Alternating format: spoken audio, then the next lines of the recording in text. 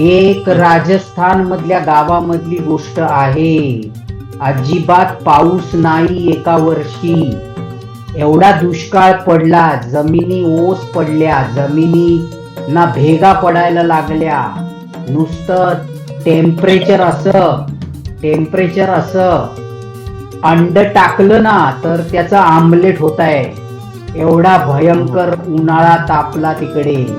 काय तेव्हा तिकडे एक पाणी दादा होता. पाणी दादा असे गावामध्ये असतात. पाणी दादा ते काय करतात माहितीये का? ते ढगाशी बोलतात ते. आणि त्यांनी सगळ्यांनी त्या पाणी दादाला गावकऱ्यांनी बोलवलं. दुपारची वेळ, भयंकर ऊन तापलेलं.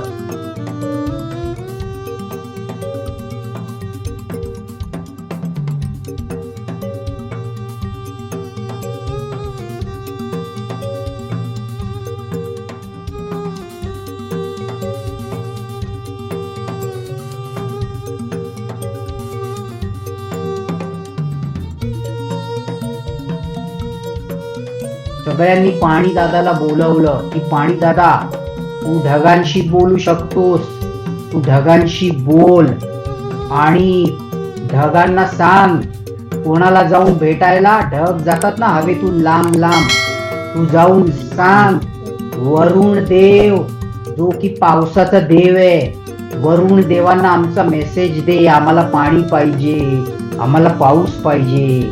जमिनी सुकून चालल्या, प्यायला पाणी नाही. तर तो पाणी दादा म्हणतो येस, सगळ्या गावांनी या.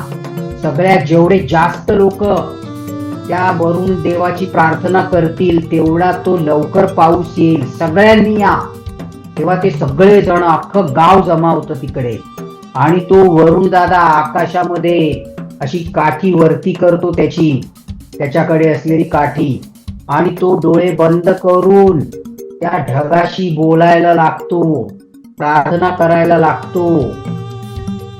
आणि सगळीकडे ऊनच ऊन.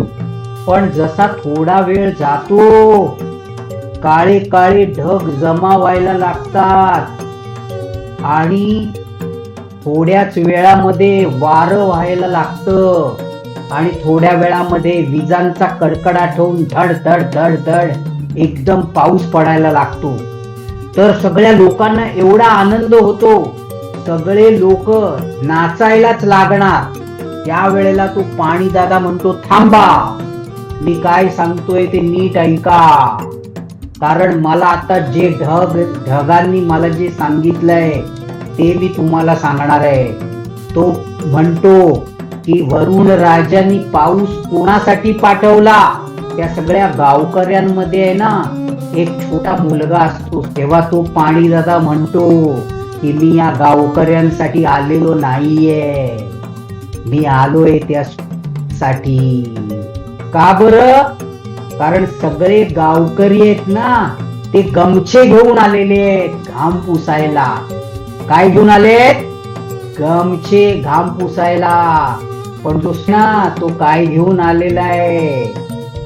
तो छत्री घेऊन आलेला आहे.